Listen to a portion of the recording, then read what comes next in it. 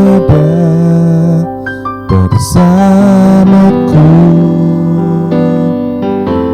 di setiap musim hidupku. Tak pernah kau biarkan ku sendiri.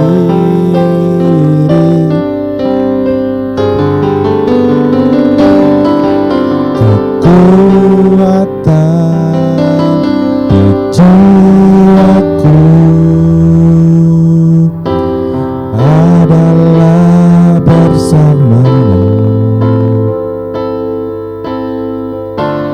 Tak pernah ku ragukan kasih-Mu.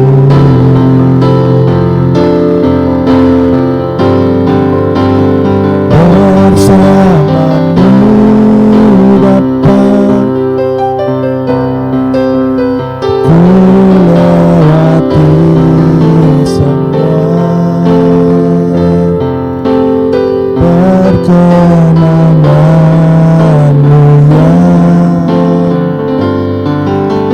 yang teguhkan hatiku. Engkau yang bertindak, memberi pertolongan.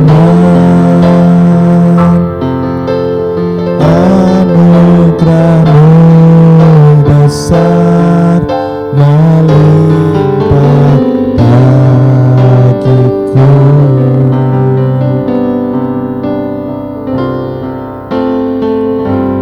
Mari kita berdoa. Tuhan Yesus, terima kasih Tuhan, Kau telah mempertemukan kami meskipun kami berjauhan melalui sarana online ini. Kami percaya Tuhan hadir, kami percaya Tuhan memimpin kami, kami percaya Tuhan akan berbicara bagi kami. Kami juga percaya bahwa Tuhan akan mengabulkan doa-doa kami. Terima kasih Tuhan Yesus, di dalam nama Tuhan kami Yesus Kristus kami telah berdoa. Amin. Shalom Ibu Bapak sekalian, selamat malam. Doa malam online ini diadakan secara iman Kristiani dengan dasar kepada Tuhan Yesus Kristus, Yeshua Al-Masih, Juru Selamat dunia, Imam Besar Agung kami. Firman Tuhan ini didokumentasikan dalam Kitab Suci Perjanjian Lama dan Perjanjian Baru, menjadi pegangan kami, menjadi pegangan kita bersama. Perkenalkan, nama saya Adi Wijaya. Hari ini kita akan membicarakan tentang sebenarnya apakah kita perlu melewati padang gurun. Jadi kita tahu akhir-akhir ini banyak berita yang bilang bahwa tahun depan itu gelap deh. Tahun depan itu kita masuk resesi dunia. Tahun 2024 gelap juga secara politik. Kita akan masuk ke politik. Kita masuk tahun politik, kita akan memilih presiden baru, kita akan memilih anggota dewan kita, dan kita sudah pernah mengalami masa-masa yang lalu, ada politik identitas dan lain-lain yang benar-benar bikin perasaan ini teraduk-aduk dan menjengkelkan sekali. Banyak gereja yang bilang bahwa kita juga pernah melewati dulu, kita pernah melewati resesi ekonomi, dan banyak gereja juga pada saat itu bilang bahwa kita itu ngelewatin padang gurun nih. Ayo kita ngelewatin padang gurun dan kita akan mencapai tanah perjanjian kita seperti umat Israel pada masa lalu. Sekarang pertanyaannya gini, apakah memang sih umat Israel itu harusnya masuk padang gurun atau enggak sih? Apakah umat Israel seharusnya keliling-keliling 40 tahun lamanya sampai akhirnya mereka mencapai ke tanah yang mereka bilang sebagai tanah perjanjian mereka? Apakah kita harus ngikutin mereka? Apakah kita harus 40 tahun masuk ke masa resesi nanti, kemudian setelah 40 tahun baru kita masa gemilang yang akan kita hadapi? Ada yang menarik sebenarnya. Kalau kita ngelihat kembali ke masa lalu, ketika umat Israel di tanah Mesir, mereka diperbudak oleh kerajaan Mesir pada masa itu, Tuhan menjanjikan bahwa mereka akan keluar dan Musa pimpin mereka keluar. Mereka keluar. Tapi yang pertanyaannya, apakah Tuhan merencanakan 40 tahun bagi umat Israel sehingga mereka mati di sana, ada banyak yang mati, Musa nggak bisa masuk tanah perjanjian? Apakah Tuhan merencanakan seperti itu? Apakah Tuhan juga akan merencanakan kita bahwa kita akan ngadepi, kita akan ngalami 40 tahun kesulitan seperti umat Israel ketika mereka masuk padang gurun. Menurut saya tidak. Kita akan lihat. Sangat menarik ketika umat Israel keluar dari tanah Mesir, mereka itu disiapkan banyak modal loh. Kalau kita baca di Keluaran 3 ayat 21 sampai 22 dikatakan seperti ini. Dan aku akan membuat orang Mesir bermurah hati terhadap bangsa ini, sehingga apabila kamu pergi, kamu tidak pergi dengan tangan hampa. Jadi mereka tidak pergi dengan tangan yang kosong. Tetapi tiap-tiap perempuan harus meminta dari tetangganya dan dari perempuan yang tinggal di rumahnya barang-barang perak dan emas dan kain-kain yang akan kamu kenakan kepada anak-anakmu laki-laki dan perempuan. Demikianlah kamu akan merampasi orang Mesir itu. Tuhan menyuruh umat Israel pergi dari tanah Mesir, bukan siap-siap membawa ketopong buat perang. Tuhan tidak nyuruh umat Israel pergi membawa tombak, panah dan lain-lain, atau pasukan gajah, atau pasukan kuda, atau pasukan macam-macam. Enggak. Tapi yang menarik, Tuhan nyuruh mereka merampasi harta benda orang Mesir, dan pada hari itu Tuhan membuat orang Mesir mau menyerahkan dengan sukarela. Apa yang diminta? Hal-hal yang indah bagi kita saat ini mungkin. Sesuatu yang menyenangkan, sesuatu yang memudahkan kita hidup. Kalau kita bandingkan dengan hari ini, ada baju yang diminta, ada emas, ada perak dan lain-lain, harta benda yang mereka akan bawa ke tanah perjanjian.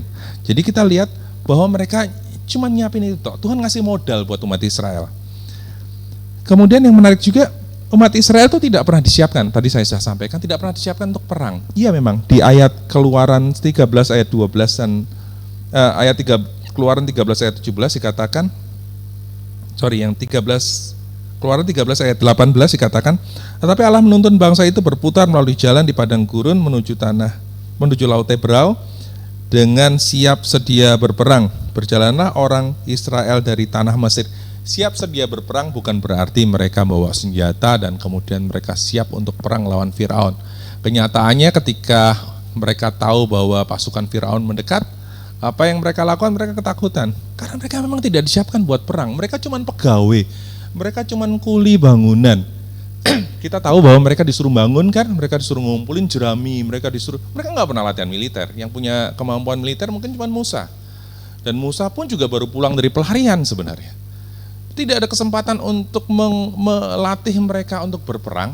Tidak ada kesempatan mereka untuk mengajari mereka untuk angkat senjata, bahwa mereka akan memerangi bangsa-bangsa yang ada di depan mereka nantinya. Enggak. Kelihatannya Tuhan tidak menyiapkan itu sama sekali. Tuhan malah nyiapin apa? Ada banyak hal yang Tuhan siapkan, dan saya percaya itu nanti disiapkan untuk bikin kemah perjanjian. Ada kulit lumba-lumba. Nggak mungkin kan di padang gurun mereka dapat kulit lumba-lumba. Mereka dapatkan ketika mereka masih ada di Mesir. Sekarang pertanyaannya, kenapa sih umat Israel kok memang ke padang gurun? Ya memang tanah perjanjiannya memang lokasinya harus ngelewatin gurun. Kalau kita ngelihat bahwa mereka harus menyeberangi sungai Mesir, mungkin sungai Nil saat ini. Mereka bilang mereka akan pergi ketika mereka izin ke Firaun, mereka pergi 3 minggu lamanya. Hanya 3 minggu jaraknya. Tapi kita tahu bahwa umat Israel keliling 40 tahun dan mereka menderita luar biasa di sana, meskipun mereka juga ngelihat kemuliaan Tuhan yang luar biasa di sana. Pertanyaannya, kenapa kok 40 tahun gitu? Salah apa sih umat Israel? Kita kepengen belajar hari ini supaya kita tidak ngalami apa yang umat Israel alami. Kita kepengen coba lihat, orang ada kata bijak yang bilang, kita itu harus belajar bukan dari kesalahan kita sendiri, tapi kita harus belajar dari kesalahan orang lain, supaya kita tidak mengalami sesuatu yang sulit, kita tidak mengalami sesuatu yang susah. Dan kita belajar dari kesalahan umat Israel pada saat itu. Dan menariknya, ini dibukukan khusus di Mazmur. Kita baca di Mazmur 78 ayat 10 sampai yang ke 30.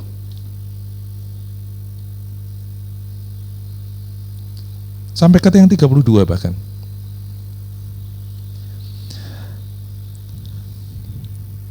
Mereka tidak berpegang pada perjanjian Allah. Sorry, saya buka. Mazmur 78 ayat 10 mengatakan demikian. Mereka tidak berpegang pada perjanjian Allah dan enggan hidup menurut Tauratnya. Jelas sekali. Sangat-sangat to the point. Di ayat 78 sampai 11 dikatakan juga kesalahan umat Israel. Mereka tidak mengingat kebaikan Tuhan. Tuhan luar biasa baik bagi mereka. Mereka pengen daging, dikasih daging. Mereka pengen makan, dikasih mana setiap hari. Tapi apa yang mereka lakukan? Mereka tidak mengingat kebaikan Tuhan sama sekali.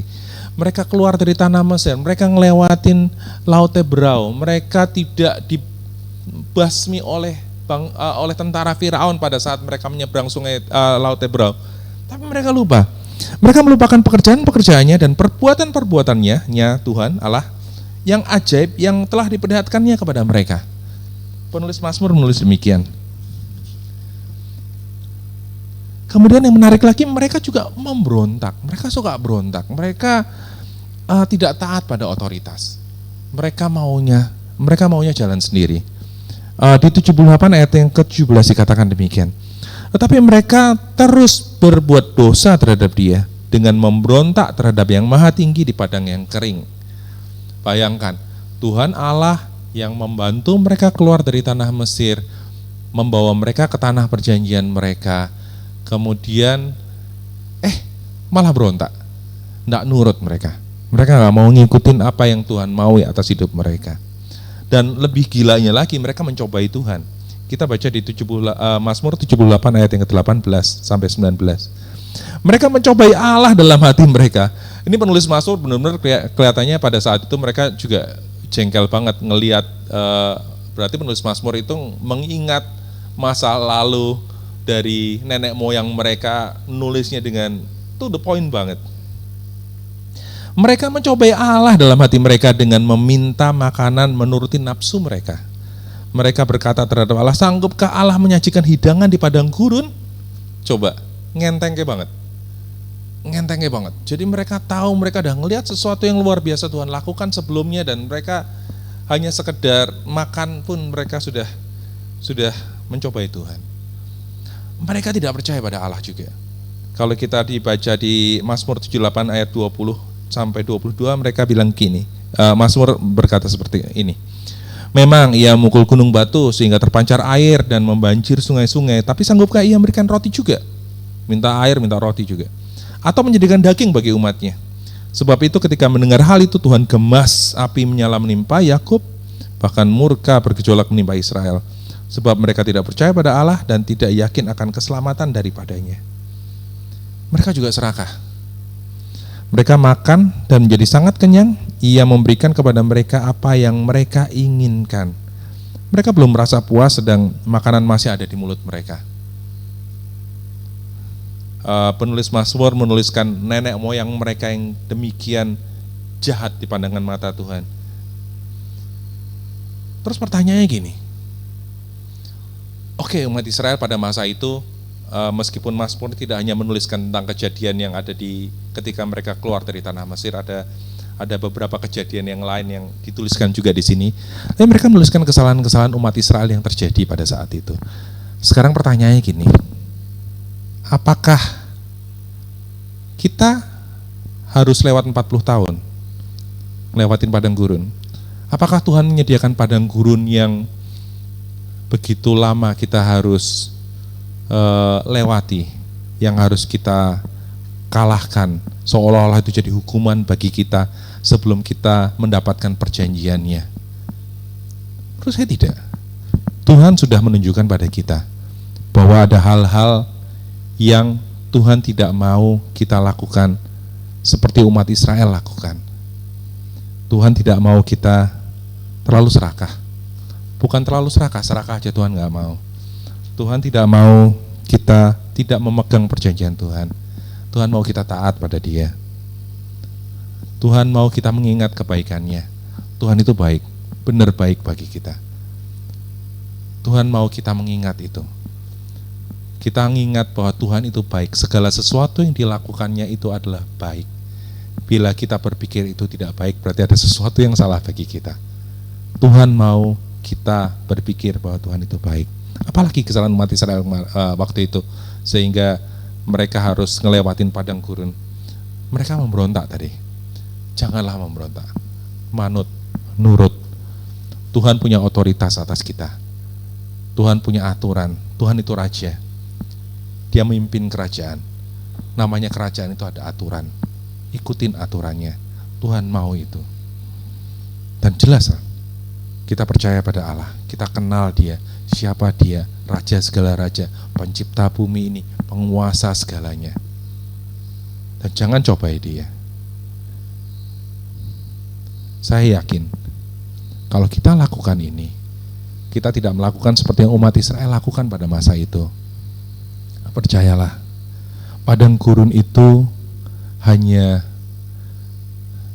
kerikil. Tuhan bilang kok, ketika kita mengalami kesulitan, apakah orang percaya bisa mengalami kesulitan, bisa mengalami masalah? Iya, bisa. Tuhan tidak menjamin bahwa kita tidak akan melewati masalah. Tapi yang menarik, Tuhan menjamin bahwa kita akan melewatinya dengan gilang gemilang. Tuhan bilang, ketika kita ikut Tuhan, Tuhan bilang kok yang kupasang itu ringan, enak. Saya bayangkan kayak orang-orang yang suka badminton kali ya. Badminton itu berat, apalagi kalau orang yang tidak pernah latihan. Keringetan tempatnya, apalagi kalau tempatnya tertutup tuh penuh bau keringat, capek, otot sakit semua, mungkin kram. Tapi kalau orang sudah senang badminton, ketika dia menjalankan dengan disiplin, dia menjalankan dengan baik, minggu depannya dia datang lagi, dia badminton lagi. Sama mungkin. Cooknya memang ada cook yang harus kita pasang, ada cook yang harus kita angkat, ada cook yang harus kita bawa-bawa, ada salib yang harus kita angkat, ada salib yang harus kita bawa-bawa. Tapi ketika kita ngikut Tuhan, ketika kita percaya dan kita tidak lakukan seperti yang umat Israel lakukan yang salah-salah tadi, saya percaya padang gurun itu jadi tempat yang indah. Padang gurun itu jadi tempat yang nyaman bagi kita. Dan tanah perjanjian itu akan kelihatan di depan mata kita. Jadi, Ibu, Bapak, saudara-saudari semuanya, jangan takut kalau dunia bilang bahwa ke depan itu adalah resesi, ke depan itu tahun-tahun yang tidak menyenangkan, tahun-tahun yang susah, tahun-tahun yang sulit untuk dihadapi. Percayalah, ikut Tuhan, percaya Tuhan, kenali Dia, ikut otoritasnya. Padang gurun itu hanya singkat, dan bahkan mungkin padang gurun itu jadi sesuatu yang indah, jadi padang bunga yang luar biasa, dengan tanah perjanjian tepat di depan mata kita. Amin. Tuhan memberkati. Mari kita berdoa. Tuhan Yesus, terima kasih Tuhan, Kau ingatkan pada kami bahwa Tuhan itu baik. Tuhan itu tidak akan membiarkan umatnya menderita. Tuhan tidak akan membiarkan umatnya sendirian. Tuhan tidak akan membiarkan umatnya jatuh terlentang. Tapi Tuhan mau mengangkat, Tuhan mau membawa kami ke padang rumput yang berumput hijau, dengan sungai yang mengalir, air yang sejuk ada di situ. Itu Tuhan kami, dan kami ikut Tuhan itu. Dan kami percaya Tuhan, apapun yang akan kami hadapi nanti, sesuatu yang mungkin bagi kami mungkin sangat sulit, sesuatu yang mungkin bagi kami masih sangat misteri bagi kami. Banyak orang-orang pintar yang bilang itu nanti tahun-tahun yang berat, tahun-tahun yang menyusahkan. Tapi kami percaya Tuhan, kami ikut Engkau, kami ikut Tuhan yang tadi, ikut Tuhan yang memimpin kami, Tuhan yang membawa kami ke tanah perjanjian. Tidak harus ngelewatin padang gurun, tidak harus keliling 40 tahun seperti umat Israel, tapi kami percaya bahwa Tuhan akan bawa kami tepat pada waktunya, sesuai dengan kehendak Tuhan, sesuai dengan kemuliaan Tuhan. Amin. Ibu bapak sekalian, yang kami kasih dalam nama Tuhan Yesus Kristus,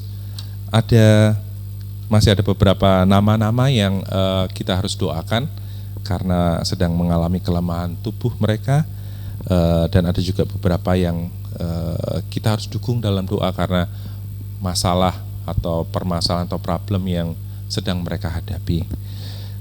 Di sini ada nama Aryadi Wirawan, Bu Arni Setiawati, Budi Suswanti, Bapak Yohanes Sutarman, Alex Giovanni Wibowo, Pak Suprianto, Bu Siti Rondiah, Ibu Cahyani Bagiowati, Pak Tumbur Nainggolan, Ibu Kristiningsih Joko Widodo, Ibu Meiske yang ada di Wirosari, ada Mak Indrawati. Mereka sekarang sedang mengalami kelemahan tubuh, mengalami sakit, penyakit. Kita nanti akan doakan bagi mereka. Dan juga ada nama-nama, ada Ibu Sri Purwati, Ibu Yohana Asri Saptorini yang kita akan dukung dalam doa apapun masalah mereka, apapun masalah yang mereka hadapi. Kita akan berdoa untuk mereka. Tuhan, kami telah sebutkan nama-nama tadi, Tuhan, kiranya Engkau sendiri yang tilik, Tuhan. Engkau yang tahu, Engkau tabib dari segala tabib, Engkau pencipta kami, Engkau tahu tentang kami, Engkau tahu tentang tubuh kami, Engkau tahu tentang diri kami. Kami percayakan kesembuhan saudara-saudara kami ini ke tangan-Mu, Tuhan. Kiranya Engkau jamah mereka, sembuhkan sakit penyakit mereka, berikan kekuatan baru bagi mereka, berikan kekuatan, kesegaran baru bagi mereka sehingga mereka bisa sehat kembali dan mereka bisa kembali beraktivitas secara normal, dan biarlah nama Tuhan saja dimuliakan atas segalanya. Tuhan juga, kiranya Engkau juga selesaikan masalah-masalah dari saudara-saudara kami. Apapun masalah mereka, Tuhan adalah jalan keluar. Kami percaya Tuhan adalah jalan keluar. Pimpin, sertai Tuhan, supaya mereka tahu bahwa Tuhan masih ada di samping mereka, Tuhan mendukung mereka. Ingatkan pada mereka bahwa Tuhan saja adalah jawaban bagi semua masalah mereka. Terima kasih Tuhan Yesus. Di dalam nama Tuhan kami Yesus Kristus, kami telah berdoa. Selamat malam Ibu Bapak sekalian. Demikian doa malam pada malam hari ini. Doa malam dan doa pagi diadakan setiap hari Senin dan Sabtu. Doa pagi dilaksanakan pada jam 5 sore dan doa malam dilakukan pada pukul 6 sore. Doa pagi di 5 pagi pasti, doa malam di 6 sore. Terima kasih pada semua yang sudah mendukung, dan kami tetap mengharapkan dukungan baik berupa doa, subscribe, like, komen, dan share karena itu gratis. Bagikan pada teman-teman seiman yang lain supaya lebih banyak lagi yang diberkati. Tuhan Yesus memberkati kita semua. Amin.